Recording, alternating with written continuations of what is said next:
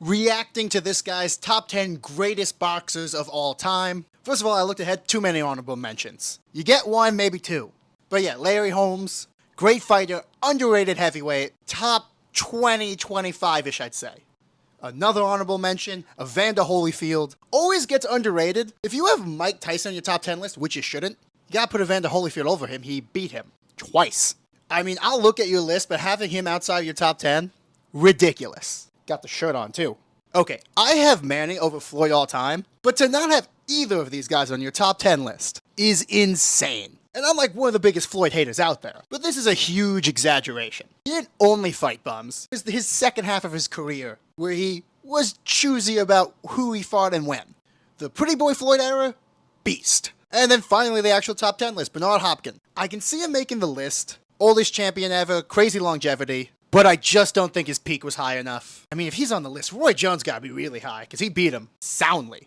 Pernell Whitaker, maybe the best defensive boxer of all time, but Floyd's like just as good and probably better offensively and has probably better wins. So very underrated guy. I like him on the list, but not over the guys you don't have on the list. Julio Cesar Chavez Jr., the best Mexican fighter of all time. Shut up, Canelo fans. I like him on the list. If you're gonna have a Mexican fighter, it's gotta be him. Sugar Ray Leonard, a mainstay of basically all these lists. You could put 3 of the 4 kings on here between Duran and Hagler, but if you're only gonna have one of them, and I don't know yet if it's only one, he's usually the guy. Joe Louis, great inclusion.